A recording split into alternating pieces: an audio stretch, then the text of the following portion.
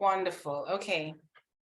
Well, once again, welcome to Top Tier Talks. I am Celia Davidson Francis, your host, Director of Alumni Relations for the UWI, and I'm really glad to have you here this evening.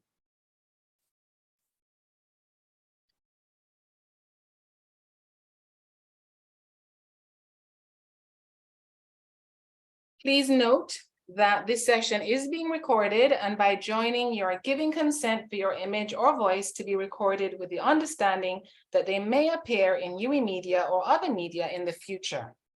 I'm very excited to bring you tonight's Top Tier Talk, designed to allow our graduates to hear from top UWI management about a topic of their choice that they feel is important and that they wish to share. These sessions also give you, as graduates and UWI Pelicans, an opportunity to interact with UWI executives.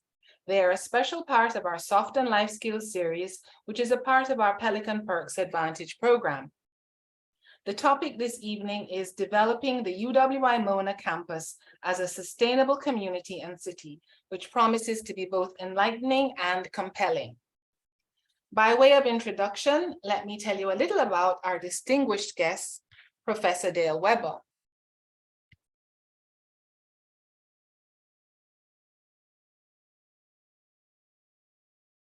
I would like to get the next slide up. However, I'm having a little difficulty, so give me 1 second. Not sure why it's not advancing.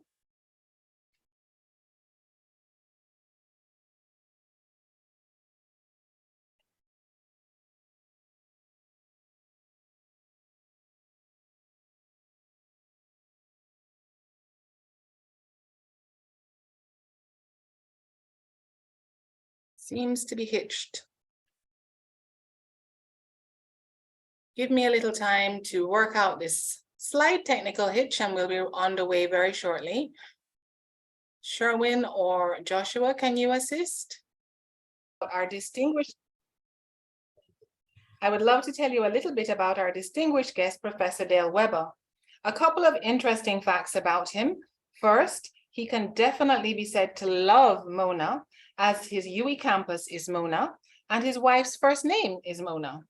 He's also very concerned about the planet and sustainability, as the title of his talk indicates. And in fact, in 2018, he was awarded the Order of Distinction in the rank of Commander, a CD, by the Jamaican government for his outstanding contribution to environmental conservation. You may not know, however, that his family also shares this passion, and that his wife is actually a UWI marine ecologist and professor, and that they have 2 daughters, both at university, pursuing degrees in environmental engineering and oceanography, respectively.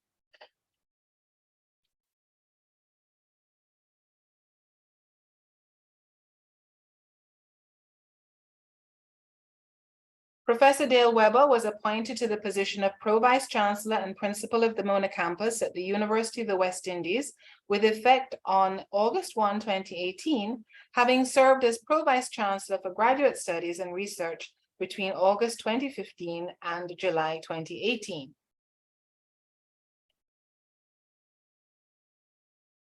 He has had a distinguished career in coastal ecology and environmental management, and a strong and consistent record of teaching, graduate supervision, administration, and research excellence, which spans 30 years of service with the UWI. He joined the UWI in 1989 as warden of Taylor Hall of Residence at the Mona campus. In 1991, he moved to become lecturer in the Department of Life Sciences, was promoted to a senior lecturer, and then to the rank of professor in 2010. Between 2003 and 2007, he served as head of the Department of Life Sciences and served as Associate Dean Undergraduate Matters and Associate Dean Graduate Matters. From 1992 to 2001, he was the assistant director for the Center for Marine Sciences at Mona, and returned as director from 2005 to 2015, and held the Grace Kennedy's James Masolomon Senior Chair in Environmental Management as director of the Center for Environmental Management. In 2015, he was appointed Pro Vice Chancellor for Graduate Studies, and his portfolio expanded to Graduate Studies and Research a year later when Graduate Studies and the Research portfolios merged. His record of public service is excellent, serving as chairman of the Environmental Foundation of Jamaica, as convener of the Cape Environmental Sciences Panel for the Caribbean Examination Council, as chairman of CL Environmental Company, and chairman of Jamaica's Climate Change Advisory Board. At the national level, his effective engagement with the private and public sector is well known. As an academic and a researcher, Professor Weber has produced 7 book chapters and 35 publications in peer-reviewed journals. He has presented his research findings at conferences locally, regionally, and internationally, and has written over 20 technical reports for the governments of the Caribbean and attracted approximately $2.5 million in research grants over the past 20 years. He has supervised 21 masters, 27 MPhil, and 15 PhD students to successful completion across a range of ecological and environmental topics. In summary, Professor Weber has contributed greatly to Jamaica, the UWI, the Caribbean, and the world through his knowledge and expertise.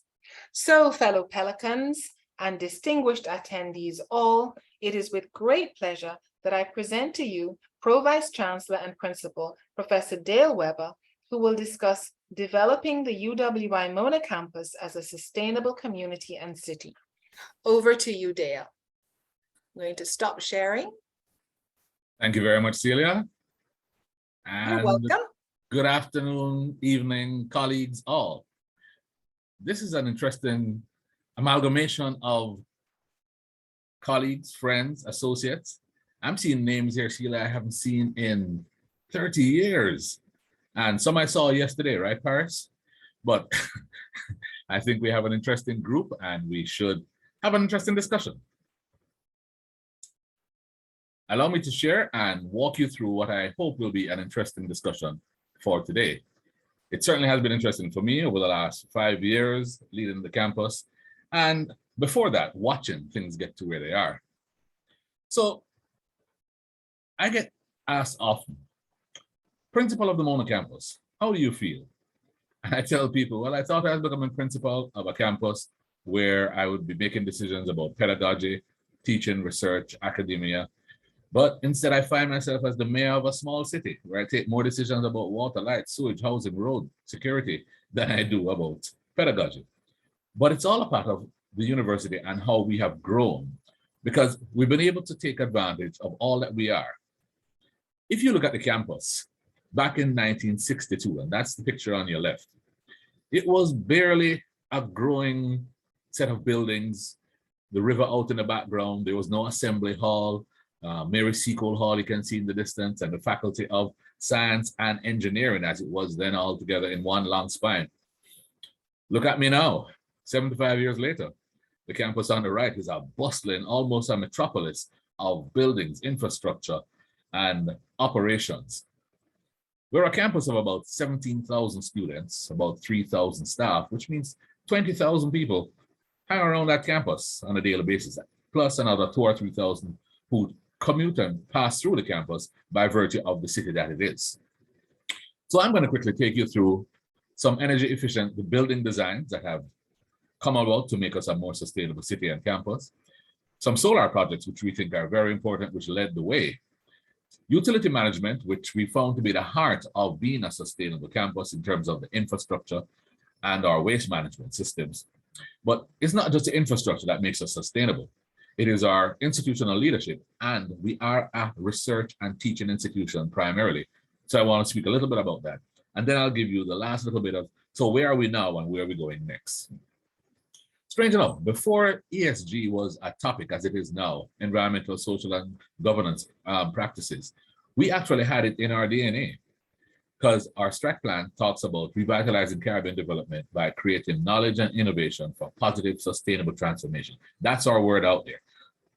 We even went as far as having our Prime Minister and Jeffrey Sachs and our Minister of Foreign Affairs in on one of our Sustainable Development Goals discussions and having the students all revved up to participate. Why I say in our DNA, from as far back as 2010, I remember Gordon Shirley, then principal, saying he needed a technical and environment committee, which was going to deal with everything technical and environmental on the campus. Fortunately, unfortunately, he named me to chair that. And the joke around the campus was, don't touch a tree unless Prof. Weber says so. But we also included a caring, accountable, motivated professional staff, which is our social interaction, which allows us to care for the staff as we grow. And that's been a part of our strategic plan since 2017. And of course, we've always had the chance as governance review, as our governance practices need renewing every now and then. And I welcome Sir George, who was our chancellor, who did that governance review in 2004, which revolutionized a lot of what we did as a campus. There's another governance review, which is now out at 2020, and the implementation committee is now meeting for the changes that are required, because you do need to refresh every now and then. So we think that research and teaching, our partnerships and our green initiatives are the key to making us the success that we are. And it's by policy development that we create the framework. Our campus is therefore in alignment with the Sustainable Development Goals, and I've picked out a couple, and you'll see them on the right-hand side of the slide for the rest of the presentation, but also with Vision 2030 for Jamaica, which determines how are we going to grow, live, and raise our families. Let me start with our energy efficient building design. Our largest footprint building on the Mona campus is without doubt our medical sciences complex. Up to about 7 years ago, it was our newest building. Our newest building is in fact our new Confucius Institute, which was a donation from the government of the People's Republic of China. This medical science complex was the beginning of our rethought of how do we make our buildings work for us. You already are seeing some of the features if you look at the picture. We already have some green roof issues. We already have some solar panels. We have some lighting and shading. But let's walk you through them. Our campus decided, as we designed this building, we wanted to be a building that was going to be leading in terms of sustainable development. Solar panels were a must, but we weren't able to cover the entire building because remember, this is 7, 8 years ago, and we were just trying to figure out some of the details as to how we're going to do this, how we're going to combine the space. But solar energy was important. Recycling water was an important part in that we had roof gardens as well as collection systems, and all the sanitary conveniences on that building, the water for those collected from the rainwater harvesting system. We also made shades for the building so that we would, one, be able to get more light in, but at the same time, not increase heat. About a third of the roofing was covered with photovoltaic panels, and that helped us reduce our energy consumption. About 2/3 of the building is covered in planters, or what we call roof gardens, which allowed us to do that storage. We can hold up to 60,000 gallons of harvested water, which is used for irrigation as well as sanitization. And the water harvested that we also take from the condensation is important. How is that condensation? This building, this big building that we built, the largest footprint, has no air conditioners in it. It's built to take its air conditioning through handling units, which I will speak about later on. But those handling units, it's a system where you take cold water and you pass air over it that produces the air conditioning. The water therefore has to go circulate, and through condensation, we take the water back and we are able to use that for other purposes. Lighting in the building is great, and I see Annette Crawford Sykes is on, our Deputy Dean for the Faculty of Medical Sciences, who lives in this building. Lighting is natural as far as possible, from the roof, from the sides, and that allows us to reduce our lighting, our infrastructure for lighting, which is of course a sustainable design. We've been able to reduce our cost by about 40% by doing this. But where there's light, there's heat.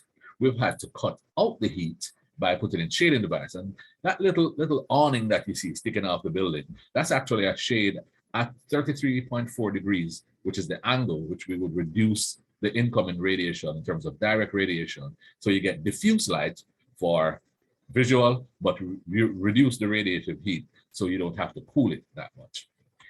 Other features such as the parking area and the walkways are all grasscrete, and the technology allows us to have infiltration and reduce runoff, because There is a problem in making concrete cities because you then end up with a sheet of water whenever it rains. We still allow percolation and infiltration. So one sustainable possibility, and I'll tell you more how we think we can improve that. The lighting led us to another thought. We went through the whole array of lighting where the fluorescent tubes that we would normally have are called T12. They're about 1.5 inches in diameter. We went from T12 to T8s, which cut the amount of energy needed to light a fluorescent bulb tube by 70%. But then we went to LED lights, which cuts it by another 50%. And most of the campus is now on LED lights indoors. We're still working with some of our outdoors, but most of our indoor lights are on LEDs. Using this technology, we've been able to reduce the amount of energy that's used in a room. That combined with those two little switches to the right, which seem strange, but we've now been able to retrofit all our conference rooms and meeting rooms. So about 15% of the campus has those switches in. What are they? They cut off the light. If there's less than 2.5 minutes of movement in the room, they shut down the light, therefore reducing the electricity that we use for our lighting system. We plan to roll out over the next 3 years for the rest of the campus. We're working with partners, and you'll hear me use the word partners very often, such as Fosrich, who have given us a sweet deal on lights and some of those fixtures, and we continue to work with them as we go forward. Funding constraints are our limitation, but hey, we will work through them to get to where we are. So that building, the medical complex, is a great example of what we could have done had we had everything in place, but we were only able to do it in parts. A sustainable building, therefore, is one that can completely sustain itself. Here comes our example, the Jamaica and Caribbean's first net zero energy building. This is a building which came about through the Institute for Sustainable Development, thanks to Dr. David Smith and Anthony Clayton. And here, the UWI got support from the GEF and from UNEP and built this structure. As you can see, it's completely solar on top, and there are enough panels there to drive the entire building. It is not connected to the JPS. It also collects all the water it needs and stores it to the side. So the same system in terms of our sanitation, rainwater harvesting. The building is oriented in terms of the direction to increase wind flow. So it is not air conditioned in the main building. There are air conditioners to the side for some of the equipment we want in there, but that is driven by the solar that's there. So efficient lighting, efficient cooling. And this is a demonstration of how renewable energy and water management can work. Again, satisfying so many of our sustainable development goals. So that is now the home of the Center for Advanced Research in Renewable Energy, and has recently been reoccupied by our climate studies group from the physics department with Professor Michael Taylor, and they are using it as a research lab. Where better to do renewable energy research than in a completely net zero energy building. It was also our platform for a low greenhouse gas emissions prototype, where, having done this, we wanted proof of concept to have other persons build from scratch. At the end, I will perhaps make a few comments about things we've learned from all of this, but it is far better to build from scratch with what you want than try to retrofit something that was built some time ago. So our challenge here was to find partners, and the National Housing Trust with the ISD worked with the GEF and UNEP to work on buildings to retrofit at the NHD headquarters. We applied the same retrofits as we did here, and they now have a 35% reduction in energy. So it clearly can work as a retrofit, and our proof of concept works well. So solar is an important part of how we plan the campus and move forward. And in fact, every building we're now building has to be built with a solar component.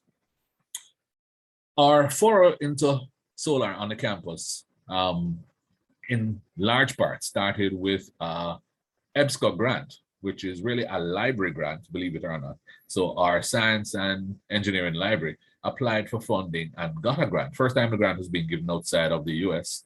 And this was to provide energy, solar energy, to power a part of that library. We installed the PV system. It's a 47 kilowatt grid-tied system. So it is still connected to the mains of the campus, which at that time was still connected to JPS. The installation gave us enough panels to cover all of that library, and it produces enough power to power what's within the building, especially some of those higher powered buildings. Nearby, the physics department also benefits from a similar design. We were able to train students in the mounting, in how we should handle. And it was the beginning of a lot of the materials labs being able to lay out and stabilize as we did installations. And we learned a lot from that. But our pride and joy actually is the most recent solar project where the Discovery Bay Marine Lab, in partnership with CARICOM, CCRE, which is the Caribbean Center for Renewable Energy and Energy Efficiency, TAPSEC, which is an entity within CARICOM, which deals with energy efficiency and support, funded by the European Union and GIZ and German Corporation. We put together a project to continue what had started some time back as a pilot to get solar. Now you can see the entire lab is covered. The entire Discovery Bay Marine Lab is completely off the grid, but not off the JPS because we're actually selling back to the JPS at times. But more importantly, sustainability is not just about getting off the grid or getting power. It's how you maintain it and how you manage it. So this is a microgrid system, but it's a training system. It allows training back to the campus as well as at the lab itself, and allows energy to be the main part of the discussion. It's a fully equipped teaching center with a smart grid, and the PV technology sits in a special room with a connection back to the main campus and allows environmental biology, environmental physics, alternative energy, power engineering, renewable energy management, and renewable energy technology, those 4 programs, as well as the first 2 in environmental biology and physics, to benefit from what happens there. It is a fully battered system and a fully inverted system, and it does produce enough electricity to provide back to the JPS with whom we now have that agreement. It is saving $14,000 per year, and they've actually done the calculations. How much carbon emissions have been saved, enough to save 26,000 miles of driving. And that's important when you're driving from Kingston to Discovery Bay. 208 barrels of oil, and how many smartphones charged. Utilities, therefore, are a key part of the discussion in terms of energy management and our sustainable development. Well, the campus took a decision some time ago that it would explore the possibility of generating its own electricity. What you see there is a finished product, and it's a product of 9.5 years of work. The green blocks there, those are 5 Jenbacher engines, which now powers the entire campus. To the left, those are 5 fields, LNG fields, which store the fuel to run those Jenbachers. And the building in front of those green engines, that's our conversion system, which takes the heat exchange, that is the heat from the engines, chills water, and then pumps that water to the buildings. And I've left the buildings in the background because this is the law faculty, which has no air conditioners. It's all piped water. This is the medical faculty, which also is piped water. And this is our call center. Our 3 largest and newest buildings are all powered, are all cooled through this system. So it's a combined heat and power system, a CHP, which is the end product, as I said, of many years of work. Starting in 2018, in terms of the final computations, we were able to turn it on in 2019, and it now powers the campus. The campus needs about 7 megawatts. These engines together produce 6.8 at peak. At night, we need about 3 megawatts, but in the day, it goes up with all the equipment running to about 5.9, and our peak, as I said, is 6.8. It means we now can power the entire campus. Difficulty is storing, and the fuel farm that's there, thanks to our partners at New Fortress, they actually put in the fuel farms. Rather than coming every day to refill, which was becoming quite a pain, we actually got these fuel farms through our New Fortress Energy partners, who are great partners, I'll tell you. They also provide scholarships and internships for our engineering students. They provided this fuel farm so that the refuel only has to happen twice a week now instead of every day, which is what we started with. The benefits is that we were able to now control our electricity supply and demand. We were able to control when we use it, how we use it. The downside is that you put New Wine into Old Skins. The campus has had a grid system which has been up since 1958, and much of the transmission systems have moved past what we originally had. So we find ourselves constantly maintaining, but that's a part of sustainability. If you don't maintain, you're going to lose. But so it's forced us into a maintenance mode, which we wouldn't have thought of before. A 50% reduction in fuel charges, that's been brilliant, and we've been able to use that to hold off some of the charges we would normally pass on to students and users of the campus. So it's made a major difference. We actually are thinking the next step of this is to put solar in combination with these engines so that we can have the engines as a backup to solar in the day, because our peak is when the sun is hottest. Why not take advantage of that? So that's our next plan. So any partners out there who want to partner with us, let's talk. We are open to that discussion. Another amazing sustainable plan that came online. And I will say that, colleagues, I have been the beneficiary of principals before me who have had brilliant ideas. I have had to bring them, consolidate them, bring them to fruition, and many of them I got the brilliant chance to just turn them on. So campus commissioned its own well in 2016, really out of a demand. We found we were just not getting enough water to run the campus. And as we built some of the new buildings, many of you would have heard about the 138 student living, where we've now built some 6-story buildings in partnership with 138 student living. Well, water wasn't getting to the top floor in some of those buildings, and it is really a travesty to have a university of this, of our magnitude, of our stature, without adequate water supplies. Well, research in our own geology department, as well as Northstar, our US company, we were able to find 2 areas that we could drill wells for water.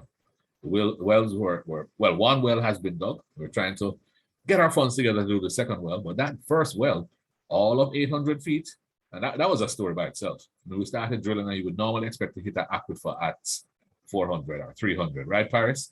But we went all the way down to 800 before we actually struck water. But the water is beautiful. Highest quality, we have to test it 3 times a week. And all the data still comes back fantastic water quality, and it's enough to supply the campus. However, same problem, New Wine, Old Skin. So now we're pumping through pipes that have been in the campus for 60, 70 years. And some of these pipes are ruptured, some of them have accumulated debris in them. So we've been having to do maintenance on that. We found out we couldn't pump and deliver fast enough. So with a partner, which is Epley, we built these tanks. That's what I have on display here. So we now store enough water for 4 days supply on the campus, and we're then able to rest the pump a little rather than have it running continuously. But a part of sustainability is planning how you operate so that you can take advantage. So we now have a prompt response to our timelines in terms of needs for our technical assistance. We have improved the reliability of water to the campus, and we have an uninterrupted water supply. So when the lockoffs are happening around Kingston now, the campus is in a good place. What goes in must come out. Wastewater is also a part of our sustainability. And the UWI owns and operates its own wastewater treatment plant, which again was built back in the days, but it does function, and we've had 3 major refurbishments. We're about to enter 1 more because we think we want to do the last bit of refurbishing to try and capture, and I'll tell you more in a second. So it receives the effluent from all buildings on the campus. There are 552 buildings on the campus. I know this because we've done the survey. We've actually done a footprint to put solar on top of every building, and that will give us 2 megawatts, by the way. So the plant continues to roll. The plant receives 600,000 gallons per day, and we go through the primary treatment, which is the first diagram you have there, which separates solids, the trickle filter, and we put in new trickle filter, state-of-the-art, which removes much of the bacteria, and we end up with a tertiary treatment, which is actually back on the campus, on the main part of the campus. And that is a rebed system as well as a UV system, which takes out all the bacteria. We use 25% of this water reclaimed to irrigate. So the chapel lawns, the areas on Queensway, those are pop-up sprinklers, which are all fed by this system. In order to feed the rest of the campus, we would need to continue to pipe as well as continue to capture. And that's why I think we need to do that last bit of improvement to get more out of that water. The rest actually goes, some of it does infiltrate into the water table, and some goes down to the Hope River as recharge. Also use it for teaching. So our engineering faculty use it as a teaching platform, environmental chemistry for each step that I've described there. Also environmental biology, our occupational health and safety, both BSc and MSc programs, and our community health in the Faculty of Medical Sciences do some of their field work there. We also have solid issues in terms of solid waste, and the campus generates a fair amount of waste. The campus, if you didn't know, it's 654 acres of what was 2 large estates. It means there is a lot of land to cover. Tree cutting is a rotation, just as air conditioner maintenance is a rotation. And we generate 37 meters cubed per day of tree cuttings. And we truck about 9 cubic yards per day to, I had there Riverton. It is supposed to be a landfill, but Riverton is still a dump, I'm sorry. So yes, we transfer there. There are about 29 tons of office and domestic waste. Remember, as a city, there are 45 food establishments operating on the Mona campus. 45. If you're going to feed 20,000 people, you need that much. So you're going to end up with food waste, domestic waste, office waste, etc. We're working with the Solid Waste Management Authority, a waste to energy program. We don't have enough waste to do it ourselves. We need to combine with others. So we're partnering with other entities to get that discussion. And as soon as it gets far enough, we're going to be part of that. So right now we compact and we truck and we take it all to the Kingston dump. We also have the medical waste, which goes into our autoclave and shredding system, which is collected at the campus and taken to special sites. We partner there with the hospital in terms of their waste, and that goes to our special carrier in these red bags. We do, however, take out plastics. On our plastic bottles, we have on campus, we have a recycling project, which has been around for a while. From 2005, the Environmental Foundation of Jamaica funded the first project to do plastic recycling. Worked very well, and as a teaching and research tool, we found that it was good for our sustainable development. We were able to do the research. Did you know that if you put your plastic container more than 1.5 meters away from your regular garbage receptacle, people will not separate?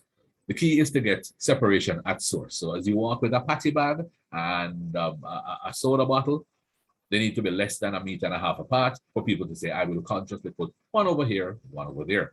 If they're further than that, they put them both in one bin, which is very frustrating. But we learned from that. So you will see all around campus, these blue bins, some of them are green, which are less than 1 meter from the others. And as you can see, we are very successful in our plastic recycling. In 2010, the Grace Kennedy Foundation took on this plastic recycling as a second project, because you do need to have partners to keep things going. And that continued to work as an outreach, because then we took on schools. We took on 22 schools around the campus, Hope Valley Experimental, Mona Prep, Mona High, Jamaica College, and they too are now partnering in that project. In 2020, Recycling Partners of Jamaica came in as a third project. Why? Because once you collected the plastics, where do they go? Well, you'd be surprised to know that some of them end up same place in the Kingston dump. But Recycling Partners of Jamaica found a way to keep those plastics, and the bins you see to the left are now placed on each hall where they come in and they collect and they crush and they export. And Damien King is chairing that company right now. So the opportunities are endless in terms of our plastics.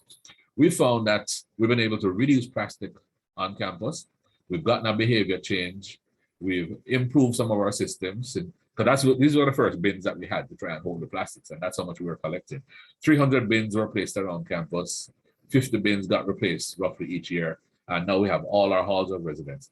For those of you who are alumni and remember, once upon a time, the campus had 4 halls. Taylor Chancellor, Irvin Seco. You will be surprised to know we now have 11 halls. We house 4,000 students on campus. We are a small city. We collect about 110 kilograms of PET per week, which now goes to the recycling partners. And we're very proud that this contributes. What do we do in terms of institutional leadership? Well, we think we are leaders, not just because we are the University of the West Indies, but we are leaders. In 2018, the UWI was named by the International Associations of Universities to be the leader in Sustainable Development Goal 13, climate action. It's a partnership because we had to find a number of other universities who were doing it. And our job was to coordinate the activities related to climate action among all the universities that we could find and report into this one mechanism. We were quite successful. University of South Pacific, Witwatersrand, Ghana, Waterloo, Bergen, Bristol, Aruba, Terry School of Advanced Science, and State University of New York, Environmental Science and Forestry are all part of this network. We now collate data, we share information, and we share best practices, and we report into each COP. So each COP for the last 4 years, our group, having that lead, has been able to report. We've also had specialized opportunities. For instance, the Commonwealth Climate Resilience Network has established a mechanism to lead in the advocacy for climate action. If you have the data, share it. You use the information to make the best decisions and allow that information to drive the decisions that are out there. We've also moved into how we're going to move our vehicles around. The Faculty of Engineering, along with our estate management, where many of our vehicles are, as well as some stakeholders in the government, the Ministry of Economic Growth and Job Creation, started a project to demonstrate e-mobility, that electric vehicles were the way of the future and would make a shift. It hasn't been going very well, and Celia, I told you yesterday that I'm going to surprise you. Well, just yesterday, we got word that the UWI has now been named as lead on the Jamaica project for the e-mobility, which means we are going to be getting a couple of buses, electric, a couple of security patrol cars, electric, and my dream is still to get an electric garbage truck, a compactor, not just to reduce the bills, but to demonstrate. You must practice what you teach, and we figure we should be doing this on demonstration across the campus. Students will be learning. They will leave here thinking this is the way to do it. They will impact wherever they go, and we will lead the country. So the pilot project has started, and we have started the discussions. Our first big launch was a partnership with Flash Motors and Stewart's Auto, and they helped us install our first charging station at the Mona campus. We had a Evolution Day, as they call it, and with the Ministry of Science, Energy, and Technology, we had a panel discussion. We had a number of opportunities to share expos, research, brought on student work, and had demonstrations. The demonstrations allowed us to have a whole day experience in that Evolution 3, and vehicles came along with those partnerships. So again, CARICOM, CCRE, CARICOM Energy, and the ministry. We brought that charging station to the far right-hand side. That's Flash Motors installing our first charging station, which sits there now, and allows us to charge electric vehicles. There are about 15 electric vehicles on the campus, all privately owned. We are looking forward to the e-mobility project, which is going to provide us with the others that we need. Now remember, so here we have a charging station for an electric vehicle powered by LNG. So we are completely renewable and sustainable in what we do. And eventually we'd like to be charged solar. We had the minister come and do the launch of the grid of the charging station.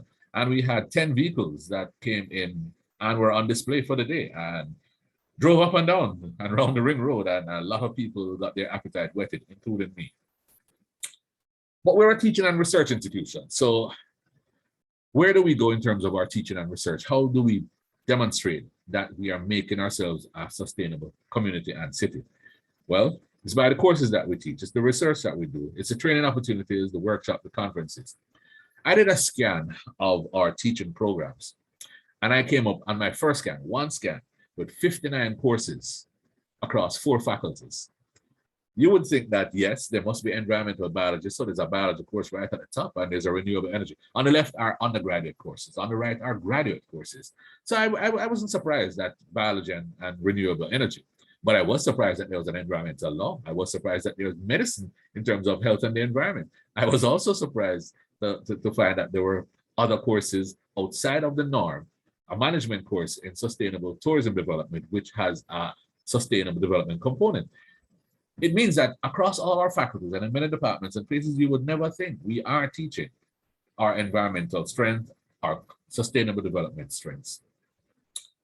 We are very pleased. International Women's Day was just a few days ago, and we are very pleased to welcome and laud many of our female professors and lecturers who are in our sustainable realm. I think Cecilia already told you about Mona, who is a leader in her marine biology.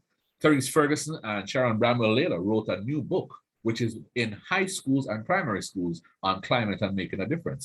R. Peter Mandel leads in the geology and the hydrology and was actually a part of the group that had the discussion about, do we have enough water for a well? Shereen James Williamson is the head of geology department right now and a researcher in her own right. And of course, Tanisha Stevenson is part of the climate studies, former head of physics, now our deputy dean. And we are very pleased to be able to do that. Where does our work go?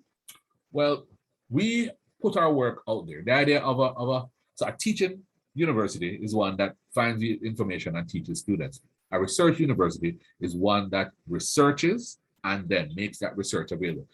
It means today's research can be in tomorrow's class. I have the intellectual property because it's my research. I don't have to wait for somebody else to write it and put it in a journal. And that's why we publish what we do. Our top 5 subject matters in terms of the Web of Science, the 2022 data set, tells us that environmental sciences is probably one of the top published areas in the Web of Science from the university. Public and environmental occupational health and environmental studies, material science, biochemistry, chemistry, multidisciplinary areas, education in terms of research or educational research, plant sciences, etc.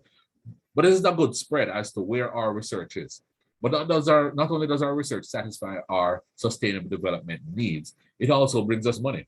$150 million was won in research grants in sustainable related projects in 2022 by 14 of our researchers, and I just showed you 6 of them in our previous slide. What does that mean for us as a university? It means our teaching, research, citations, industry, and international outlook places us in the Times Higher Education ranking in the top 1.5% of universities worldwide of the 30,000 universities that participated in this exercise. We were able to move in 2022 94 places up, so we're in the category 401 to 500. It's in brackets, so 401 to 500. We were moving from the 501 to 600 bracket last time. So we've moved up in 2022. So we know that our performance in citations was brilliant. We know that our teaching scores that our students give us, especially in those environmental courses, and we know that our research reputation is great. Our international co-authorship is a very strong strength and partnership. Where we need help, we clearly have not done enough in terms of industry income, bringing money into the university in our partnership with industry, as well as our academic student staff ratio, which is very varied. There's some faculties where the ratio is very good and some where the ratio is very poor, and we need to standardize. Our research also puts ourselves high up on the publications. Few quick examples: the research in terms of coastal protection offered by mangroves was published in Forces of Nature, which was widely read and provided a lot of information as to how mangrove ecosystems protect coastlines. The 1.5 to Stay Alive, which was released in 2018, was the research that was in the Paris COP. That research came out of the University of West Indies, and that little slogan was a UWI slogan, 1.5 to Stay Alive. Climate Change on Land, a publication of the Intergovernmental Panel on Climate Change, as well as the State of the Caribbean Climate, are both publications. One is the EU and one was the IPCC, which emanated from research at the UWI. Center for Marine Sciences with Prof. Mona Weber did some work with iSense with Dr. Grant, Professor Grant, on microplastics, which is a new hot topic, and microplastics in Kingston Harbor came up as a strong discussant in many of our sustainable development discussions. The idea there was, what are we doing in terms of microplastics? How do they get there? How are they transmitted?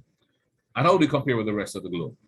Well, the study was published in the Science of the Total Environment, which I draw your attention, impact factor 5.5. It is those impact factor journals that actually get us the ranking for the Times Higher Education. Similarly, the marine sciences, again, looking at the environment with National Environment Planning Agency. And this is a combination of what do we do with the sargassum? That's Discovery Bay Marine Lab at the top, which is completely inundated with sargassum sometime last year. Well, they decided they would do some experiments and use it as compost, as fertilizer with the mangrove systems. So they are the mangrove seedlings in their mangrove nursery. And again, a publication, which was a 2022 publication by Camila Trench and colleagues, That's in Frontiers of Environmental Sciences, again, impact factor 5.4. And the mangrove restoration that you see coming in at the Palisados, these are early days. We should get some pictures, Prof. Mona, of how it looks now, because those trees are actually waist high and taller. Many of those trees that are there as little seedlings now. 5,000 mangrove seedlings, again, partnership with the National Works Agency to restore an area. They had to raise the road, and that was a climate change response. But in raising the road, they had to remove the mangroves that were there. So they had to replant, and the lab provided the mangroves for that replant exercise. As a part of our pilot program for climate resilience, the PPCR project, we were able to do a lot of bathymetry and mapping around the entire Caribbean. 6 countries were able to provide weather stations, 24 weather stations across the Caribbean, which help with our climate monitoring, as well as produce a platform for research. And the Sparks supercomputer was a big gain, and I'll tell you why in 1 second.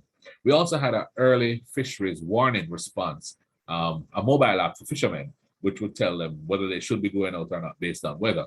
So that's partnership with IDB, with the climate investment funds to give us those answers. Sparks, which is that computer I told you about, is available at the Mona campus, and it crunches data. It is underused. It is about 40% used right now from what I get from MITS, from Jeremy White, and we can crunch more data. Part of what we did with Sparks, you know, when you look at a computer and you see a pixel, the design and the models that were being run, the smallest pixel was about the size of Jamaica. So if you were making a prediction, all of Jamaica was one thing, 1 pixel. So what if you're in St. Kitts? What if you're in St. Lucia? What if you're in Turks and Caicos? You are not even adults, you are in the middle of water. Well, using different set of computations, the climate studies group were able to downscale the prediction modeling and get that pixelation down to the point where Jamaica was divided into 6 pixels, and now they've gotten it down even smaller. So you can say that there's going to be a different climate in St. Mary than you will find in St. Elizabeth.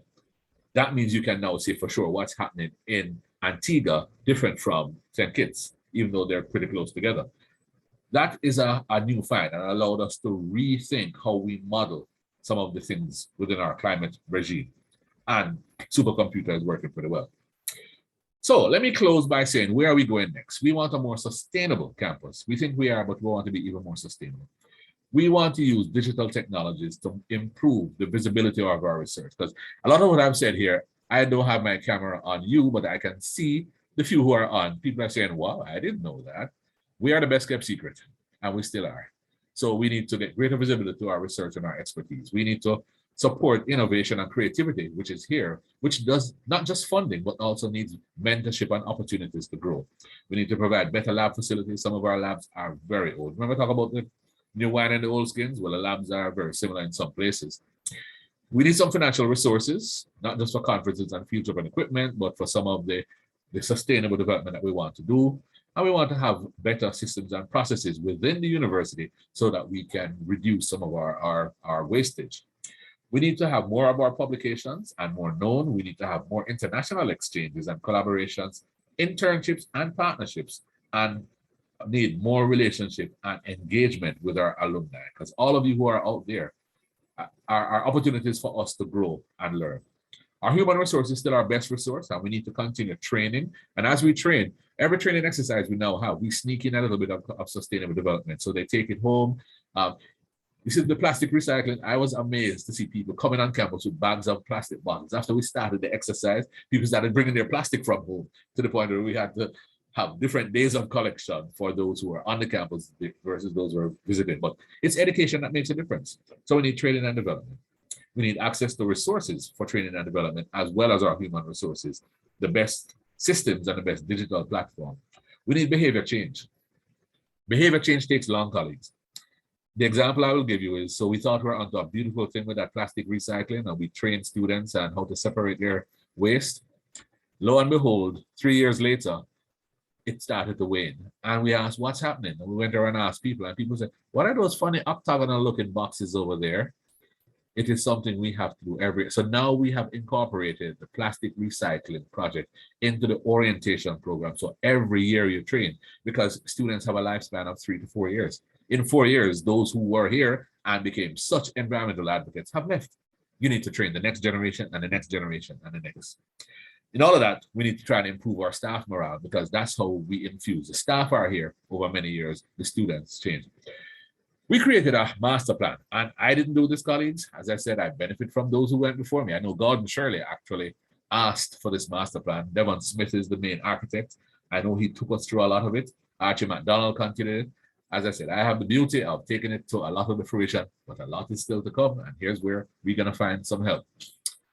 We wanted in that master plan to improve sustainable design for all our infrastructure, our landscape, our waste, our transportation. We decided to limit our carbon footprint, so all buildings were going up instead of going lateral.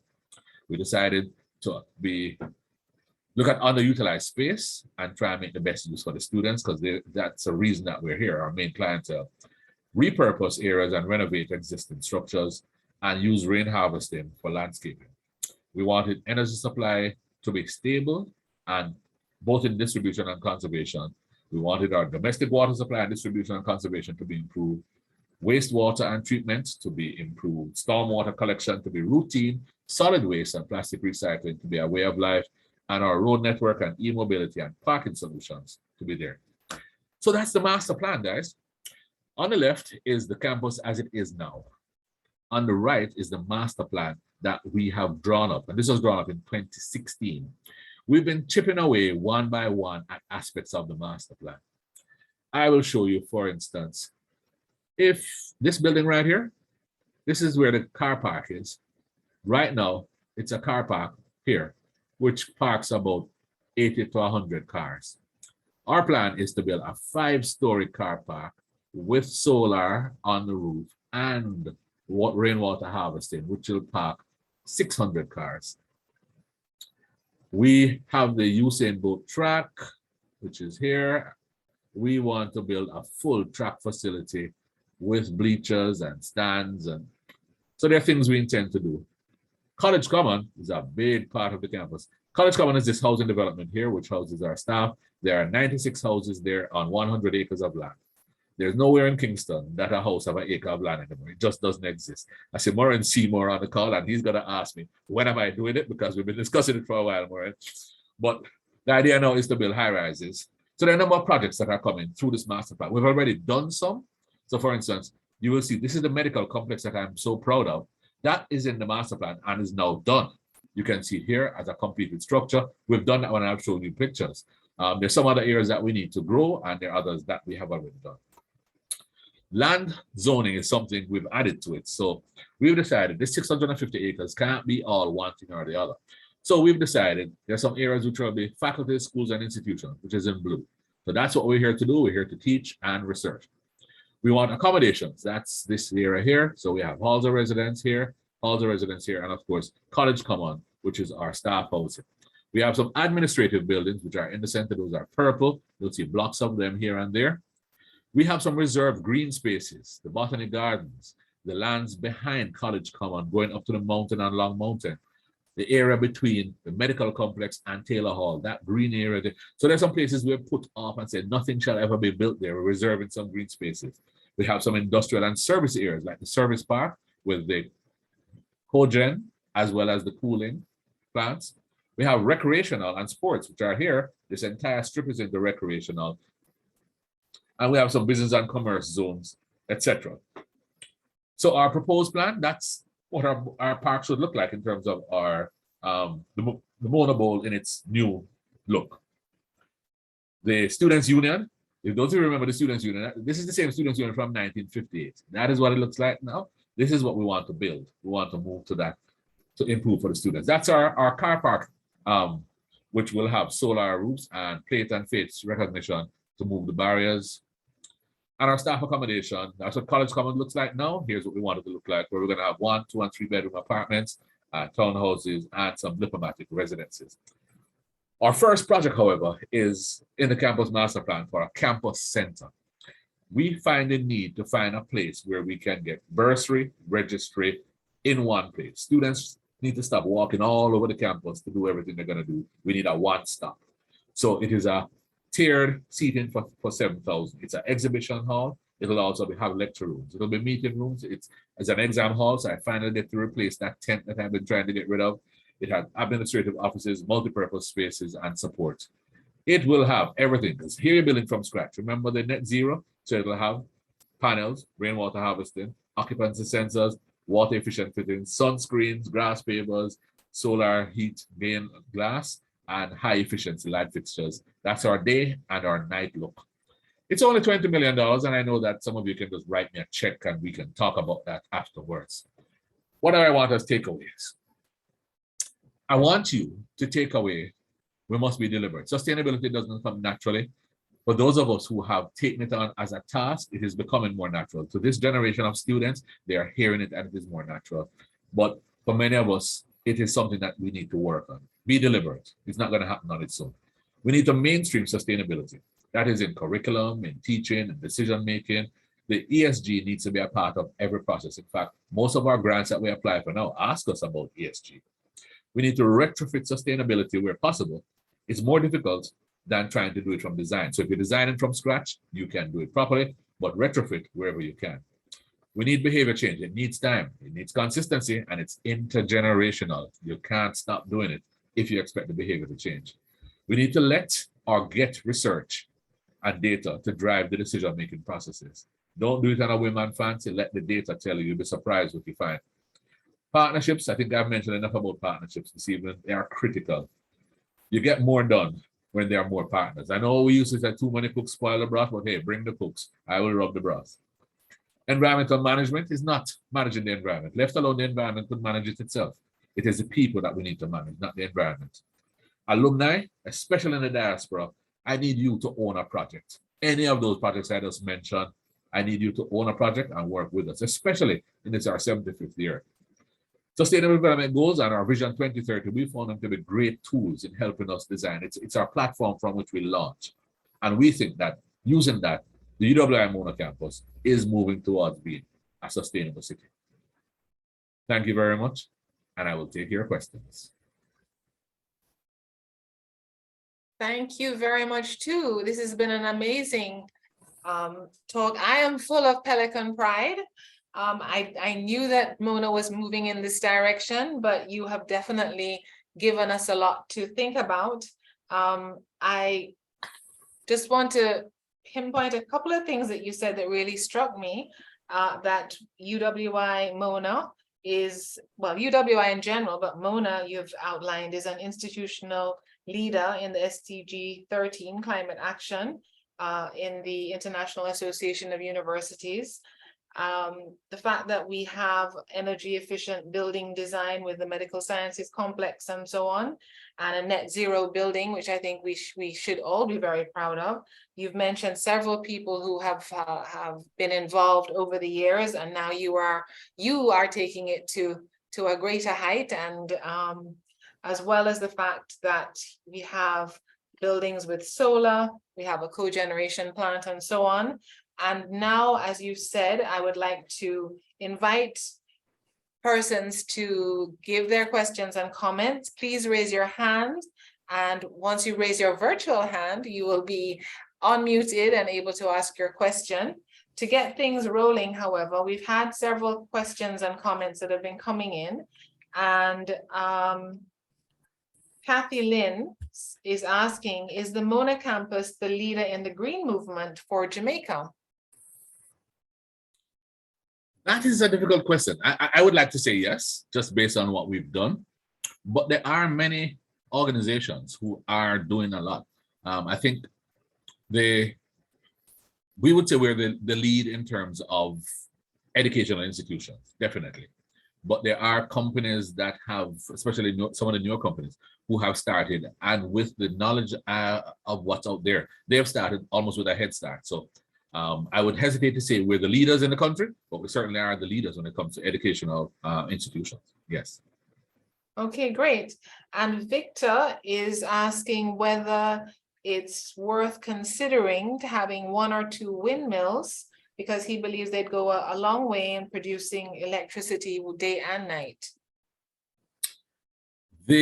So wind is another opportunity. However, our research, and we do research, let the data drive the decision. So it would be nice to see windmills, but guess what? It is not the speed of a windmill that makes a difference in terms of it is the consistency of the rotation that gives you the electricity. So high speed or low speed, you need to have different types of turbines. We have wind from one direction for about 6 or 7 hours of the day, and then it changes and the velocity changes. So wind would have to be, if we've considered wind, and the only place you could really consider it is on the very top of Long Mountain, right across the ridge, almost on the other side of Long Mountain is the cement company. So the wind that comes off the ocean there would be what you would want to use. And we do own the lands all the way to the top. So it is something under consideration. The downside of that, of course, is you now need to transmit that energy all the way from Long Mountain, all the way down to the campus. But it is something worth thinking about. It would be our third or fourth in the wind as our opportunities for energy. Okay, wonderful. Okay. Lorna Down is asking about the social dimension of sustainable development, values, attitudes, respect for the environment, and so on. She's wondering what you think of that. So we think we do that by incorporating our environmental footprint in our teaching and learning. So our very first year courses now have environmental law is our first year course. Second year ecology is an environmental course where you do learn a lot about. So what do you do? What can you do? What's the difference you can make? So our curriculum, this is why I said change our curriculum is important, and we have been making those changes in first year all the way up to graduate courses. Our outreach is where we get a chance to demonstrate a lot of that. Using our field stations, our marine labs, we do a lot of outreach, and it's amazing. So for instance, both Port Royal and Discovery Bay have a summer camp, overbooked every year. But that camp takes kids from 6 all the way to 15, 18, and those kids, many of them are return visits. They come when they're 6, they come back when they're 8, they come back when they're 12. So I think we are raising the awareness, and we're using the youth as the way to put it forward. But I think even those who come back to retool, we think we are able to influence those. I've often noted, should we be putting, remember, those of you who are from my era remember use of English and history of DevOps. We thought of putting in an environmental foundation course. Haven't gotten to that point yet because there's some other things like ethics that need to be a part of every student's inculcation that we want to put together. So, but that's a thought for the future. Wonderful. I'm glad to hear about ethics too. That's great. As you know, I'm really passionate about climate action. So this discussion has been very, very, very interesting. Okay, Kathy Lynn is also asking, she's interested to hear how investment in IT is keeping up, because she feels that we need to be competitive there. So IT costs money, I'll be straight. And the campus has been in a financial deficit. So if you want me to put on another hat and give you a sub story, when I started as principal, we were $3 billion in the red. 3 billion, not M, B, billion. We've had to consolidate. We've had to take conscious decisions to close some entities, claw our way back. So that this year, end of 2022, we are actually $1.1 billion in the black. So we've actually made a turnaround and we're going in the right direction. However, we need to spend on the human resource before we can do some of the physical resource. And that's where we've been prioritizing. But IT is an important part. To answer your question, however, the university, that is the entire university, has arranged a loan with the Caribbean Development Bank, which we just signed 2 months ago for the drawdown. It's $6 million US, and it's for our digital transformation. Our new strategic plan is the revenue revolution, because every campus now recognizes it needs to make some money, but it is sitting on a platform of digital transformation. And people think, oh, that means everybody gets a computer.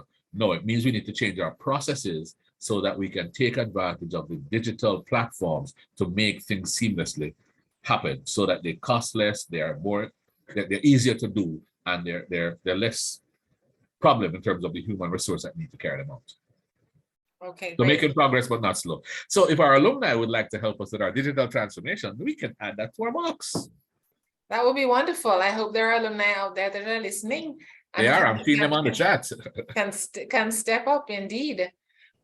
We do have a lot of alums that are capable of giving the expertise. So I do encourage them to give you a call, maybe tomorrow morning. We're all ears. Okay, another question is, how are students being educated in their courses and programs? I think you mentioned that, but maybe you'd like to elaborate again?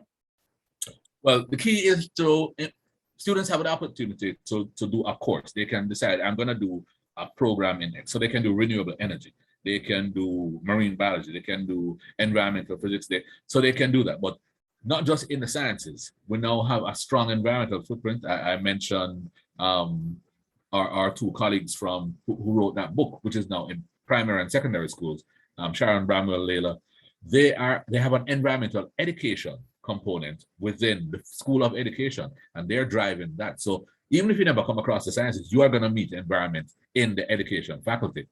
In law, they now have 3 courses in environmental law at different levels: environmental legislative, basic law, and then they have environmental treaties and conventions, MARPOL, Ramsar, etc., where you're going to each of those. I think 4 of our faculties do have clear environmental footprints. In medicine, a lot of what used to be just community health is now community and almost environmental health. So I think it's working its way through the curriculum, and I think more and more people are having it as a core. But outside of that, there's so many majors that are now being described, which leave enough space for electives, where students can take a course. I'm interested in X, I'm interested in Y. So there are opportunities if people want to take on those courses, which can contribute to their degrees and still allow them to get the majors that they want. Wonderful, and I hope too that it engages them in a civic sense, so that they take that out into their communities and societies as well. But remember, a lot of environment is common sense, and just that common sense is not so common anymore. So it is the civics that makes that happen. That's right. What about composting? That was one query. What about, how does that fit in? Is there a possibility for Mona? Possibility, but we need to be a little more organized before we can take advantage of that. One is the land space in terms of where we're going to do it, and how we're going to do it. We have not yet embarked on composting as a campus. There are small pockets. So I will tell you, within the food, so I told you about the 45 food establishments. 4 of them are in the traditional halls, and they actually have small compost systems, which they run based on their food waste that they have. But it isn't a campus-wide project as yet. Okay, great.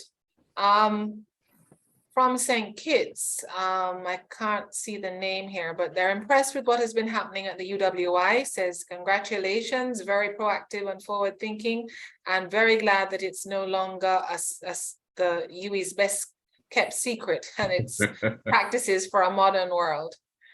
Lots of other very positive comments. Hafizul Mohammed says it's an excellent presentation. He loves the Mona campus and found this very informative, exciting, and energizing. Someone else is saying, productivity and funding on a global level are pivotal. That's Richard, which I think you'd agree with. Anything you'd like to add to that? So funding needs to be thought of in a different. All right, let me take it in 2 ways. The university needs a new funding model. Once upon a time, we were government funded. 80% at all campuses, governments would pay 80% of funding a student, and 20% the students would find themselves.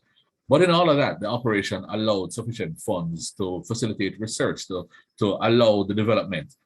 Things have moved and times have changed. And I know at Cavell and St. Augustine, the governments are rethinking and they are cutting back on the budget, which is something that happened in Jamaica a long time ago. In 2009, the government decided it would no longer fund 80% of the cost of educating a student.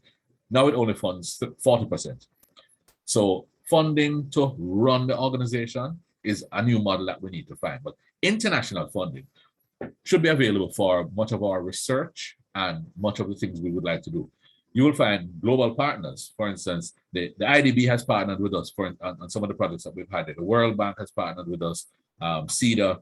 So it is to find the right partner to be able to collaborate. We have found governments, for instance, the Belgian government has participated. The Chinese has given us not just a building the other day, they actually give us scholarships.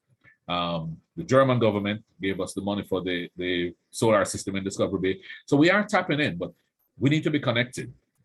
And there's nothing better than having an alumni who is in one of those countries, in one of those places, who makes the connection. We just need a door opener now. We can take it from there. Our Ministry of Foreign Affairs does a brilliant job in keeping us connected. Recently, Foreign Affairs arranged with Ambassador Marks for a team from UWI to visit Washington. And we came back with so much. We visited the historical Black colleges and universities, and we came back with students who would come to the UWI and pay full cost. We came back with partnerships from Norfolk, from Delaware, from Howard. We came back with partnerships that would work, and they were some of the door openers. Again, it's partnerships that make it work.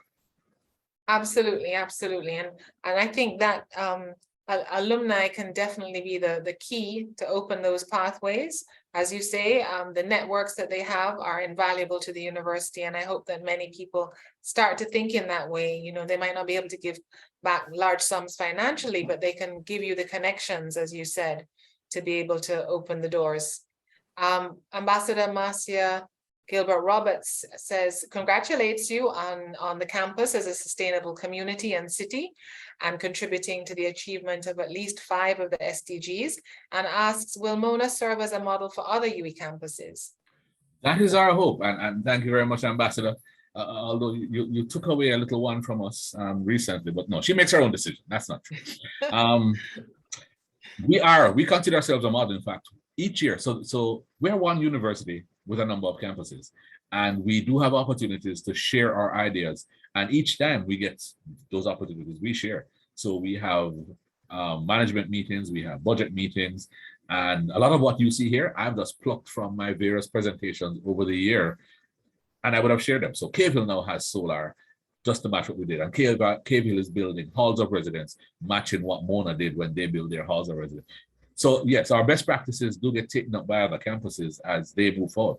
With our financial constraints that we've managed for over 15 years, now that the Trinidad government is pulling back a bit on its funding for the St. Augustine campus, they're using our model to say, hey, well, how did you do this?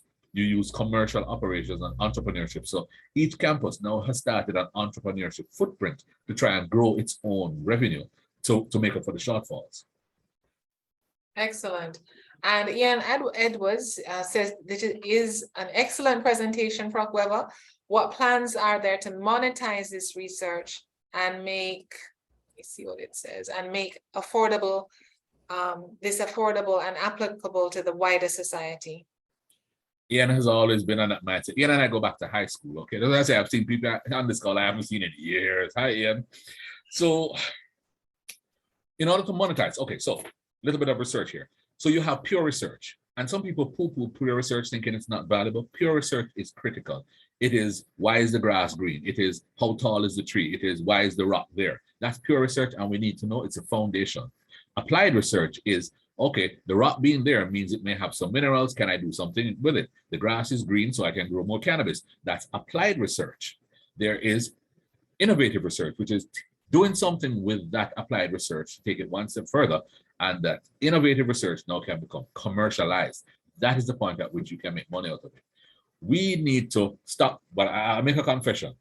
Academics usually don't make good managers. We need to actually engage managers who have done this in the past or know how to take that third step from innovation to commercialization and make it happen.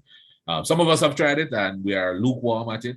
I know there are people out there who do this for a living, and we just need to plug in a couple of them because we have ideas. I mean, I'll tell you, so the Mona campus has 22 patents right now, but only 2 of them are giving us a return on the patent in terms of people paying for royalties and rights. One of them was a cardiac simulator with the pig heart with the computing, and another one is on an extract, which is used in a special procedure. I don't remember what that is now, but only those 2 were taken all the way to patents, and a patent just sits there. If the patent isn't bought by somebody or turned into a license agreement so they can take it and use it, you're really just paying to hold it from everybody else. So the business development side of much of what we do with our research still needs work in progress. Okay. Fitzgerald Yo is asking you, what is the integration across the UWI campuses on sustainability lessons? The integration is through our entities. So the Office of Graduate Studies and Research supervises a number of entities. For instance, the Institute for Sustainable Development that I spoke of, which was lead on the Net Zero Energy Building, that is in the Office of Graduate Studies and Research, which is spread across all campuses. So there are opportunities for that entity. The fact that we have an overarching university system that allows that system to reach into every campus. So a brand new campus like Five Islands, which is just coming on, just being built, that is going to benefit from all of what we've learned, the mistakes we've made, so that they can build resourcefully from the very start. So they're going to be probably the best campus as they come on board. And you would have heard that Principal Williams was our last speaker. Denzel actually was part of the team that went to Dubai and got $80 million to help build out that campus. So that's where it's going next. But it is available across campuses. There's open information, open access. Okay. How can, David Smith is asking, how can online teaching and use of IT play a role in reducing costs and increasing sustainability? That depends on what you're teaching, David. So when we moved, when COVID was a blessing as well as a curse. When we had COVID, we moved very quickly. In 2 weeks, we moved 1,800 courses into what we thought was an online space. That's not online. We did emergency remote teaching. That's what we did. Online requires a different approach. It requires a certain type of training, a certain type of equipment, and we didn't have all of that in place. We've been training continuously, and we've been trying to equip, but to come back to some of that IT that we spoke of. So we found out that there are some things that you can do and teach remotely, which we're never going back. So we're benefiting from that, and we are going to be doing that going forward. We are doing that already with some courses in some places. But there are also some things that we said, that can't happen. Like, I don't think any of us here want a remote doctor or a remote engineer or any of those. So there's some things that we know we have to do face-to-face. The cost is really dependent on the startup cost. Once you get the startup cost and you have all you need for a proper online delivery, then the cost to the recipient can go down. But the inertia to get there is what we have found to be really steep. Okay, interesting. Jamelia asks about business in organic waste. What about partnerships with restaurants?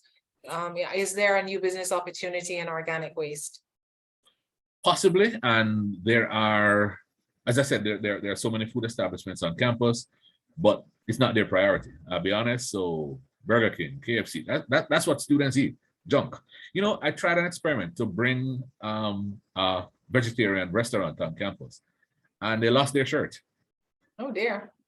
People don't want, students, which is most of our clientele, don't want nice organic greens. They want some nice greasy chicken and a big greasy burger. But it means reaching those persons who are operating the food establishments and decided, is this something they want to do? The campus is not in a position to facilitate or make this happen. We would have to encourage those who are in our space to be able to do that. We would certainly work with them, but we couldn't take that on. I keep telling people that my primary goal is teaching, research, and outreach. When I get dragged into managing a cogen plant and managing a well, and those are things, even managing a hall of residence where we must have students, those are things that are peripheral to what I'm really here to do, but they're part of managing my entire city. There we go. That's our city. Richard Aiken is also asking, saying tertiary education is becoming more decentralized. How does the UWI plan to embrace this reality? So Richard Aiken, Kempes, why are you asking tough questions? So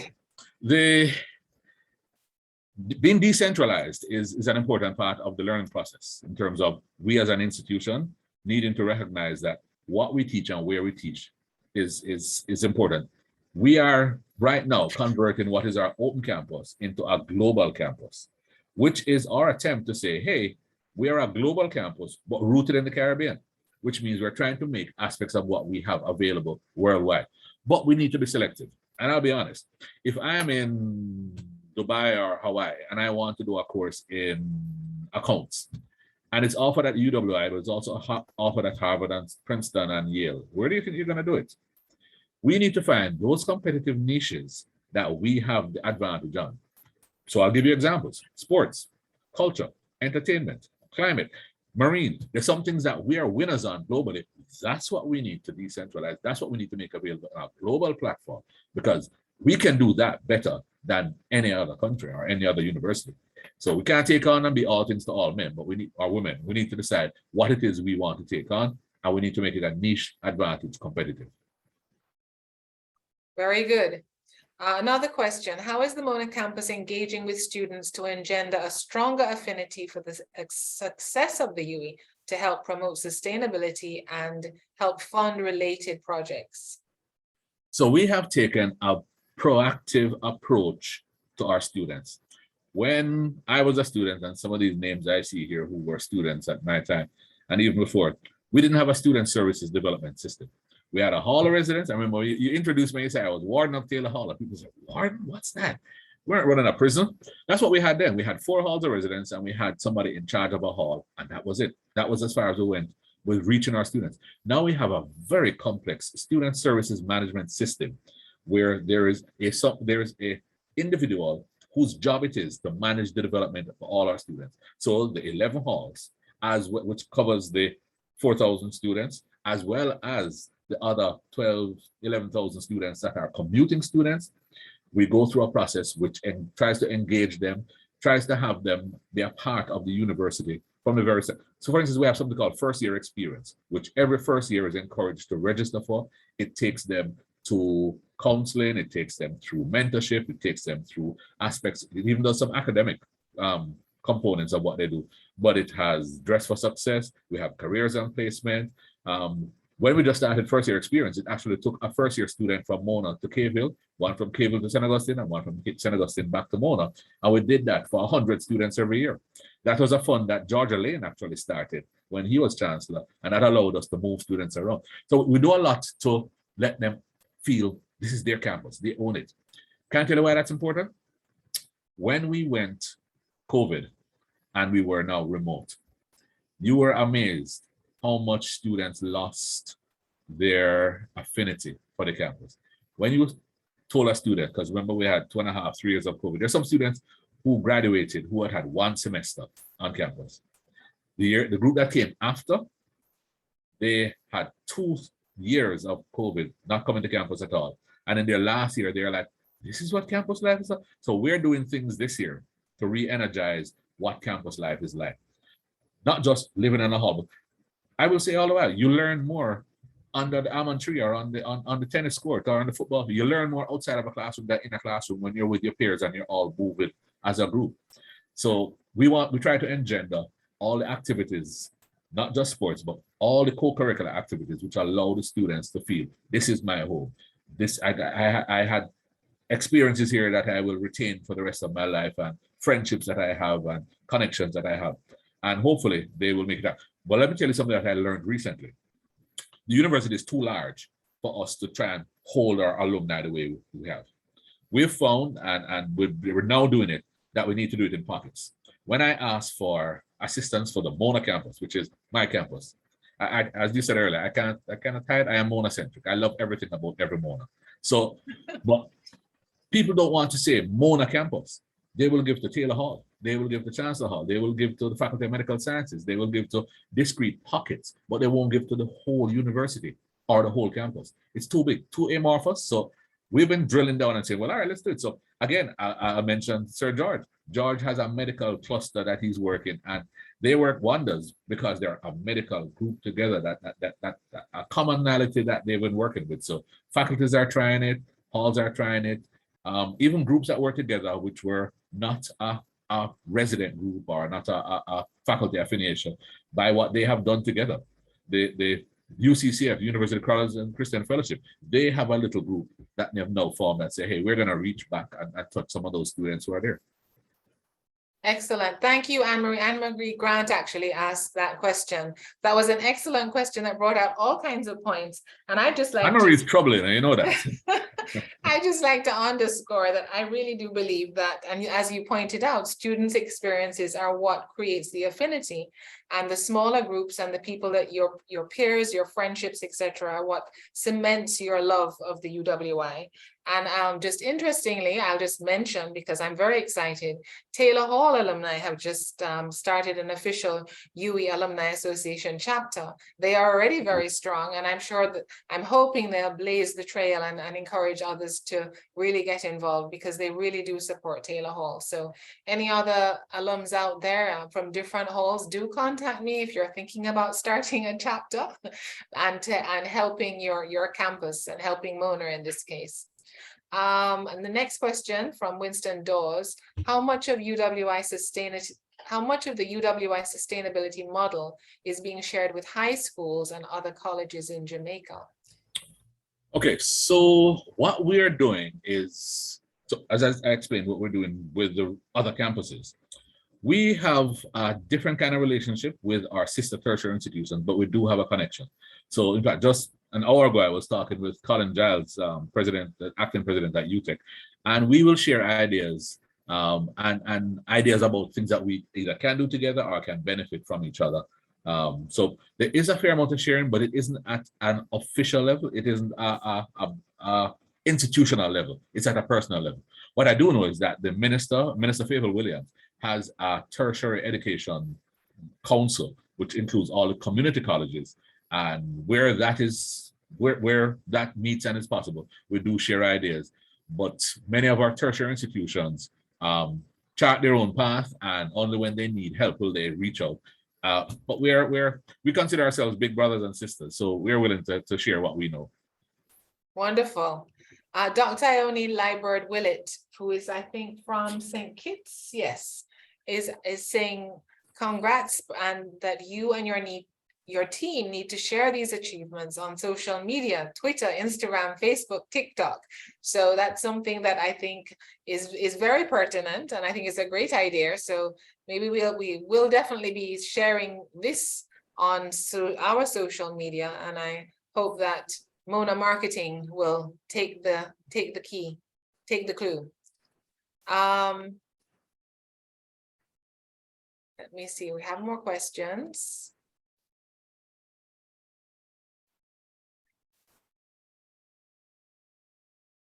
Pelican Homecoming during the 75th should include a tour of the sustainable development projects and could serve to better inform alumni at home and abroad. And I think that's an excellent idea. So maybe you and I can speak about that and see how we can get it done. Absolutely, we can do that. We actually have a tour. I don't know if you're the map I showed of the campus, now on the campus, then there's some little red blocks. Those red blocks are actually heritage sites. Because remember, we go back to the slavery days. There are heritage sites on the campus, and there's actually a heritage tour on the campus, which we've just restarted.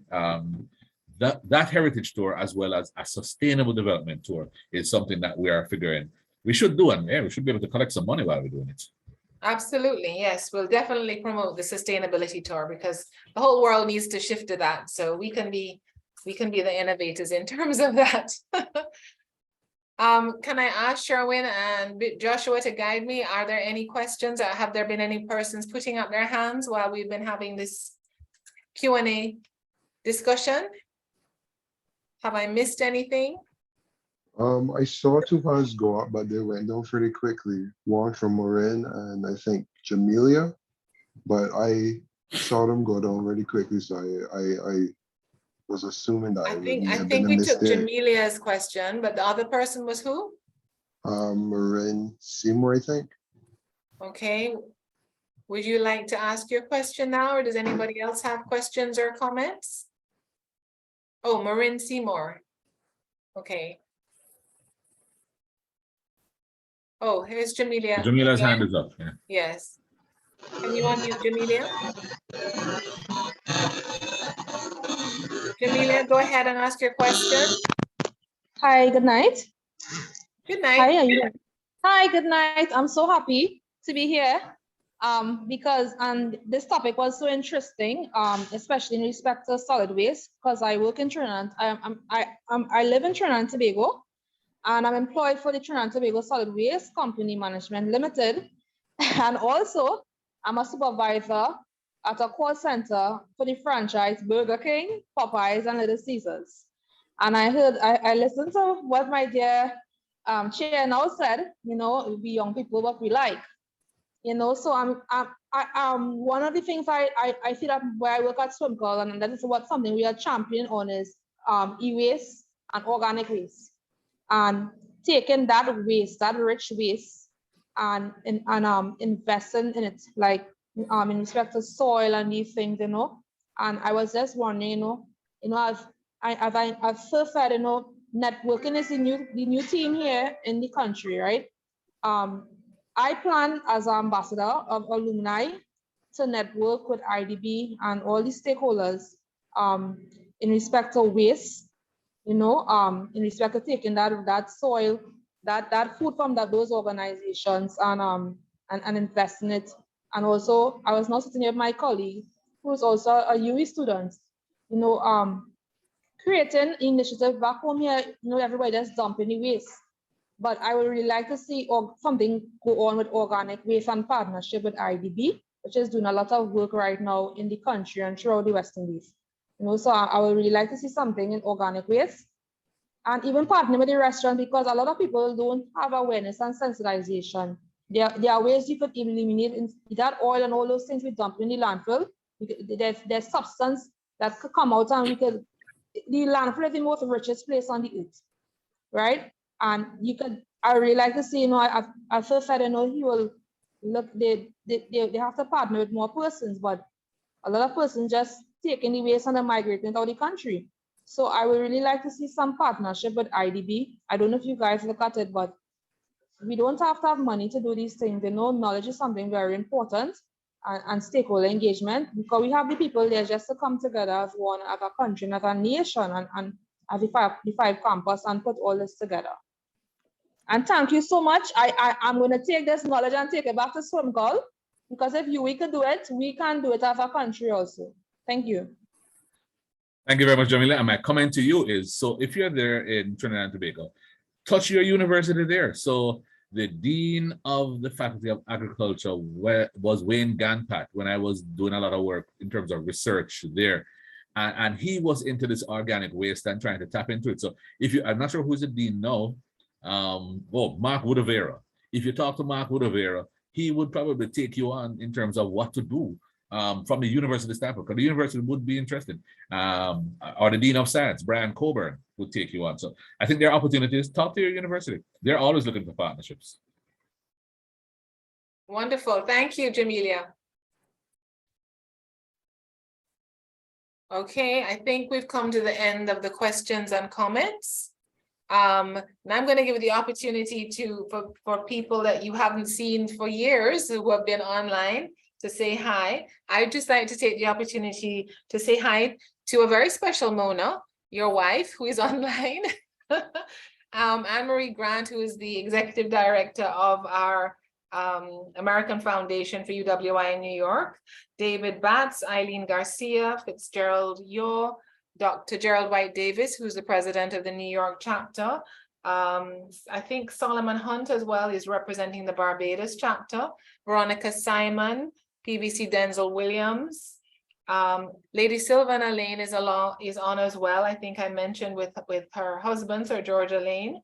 And we have folks from Fairfax, Virginia, Guyana, Mississauga, Canada, Barbados, Cayman, Belize, New Jersey, and Trinidad and Kingston, all over. So we have a good representation, not only of the Caribbean, but of North America. We're all delighted to have you here and very pleased that you have taken the time to be part of this top tier talk. And now over to you, Dale. Would you like to say any special hellos? I run the risk of missing people because there are actually about 80 people on the call. And names, as I said, I haven't seen people like Ian for a while. I didn't realize Sharon was on, and I mentioned Sharon's work in the publishing that she did. And Ruth has been a part of the university for so long, Ruth Wilson. Oh, yes, that's true. She was our resident photographer. So there's so many people here now. I don't want to single out. I just say, thank you all very much for demonstrating an interest in what I have to say and in the Mona campus. And I know you will continue to do so. Absolutely. So thank you everyone for attending. I will there will be a recording of this top tier talk available, and it will be sent out in the UE Nexus, and we'll have it for those who have missed it. So if you know anybody who would have liked to have been here and wasn't able to be, do let us know. I think all of us have learned a lot this evening, and I'm sure that many of us have been inspired to think of ways that we can contribute to the sustainability of our city, Mona campus. And again, thanks to all for being here. It's been really very enlightening. Thank you. Have a good evening all. Thank you all. And thank you, Sheila. You're very welcome. Take care, everyone. Bye-bye. Bye.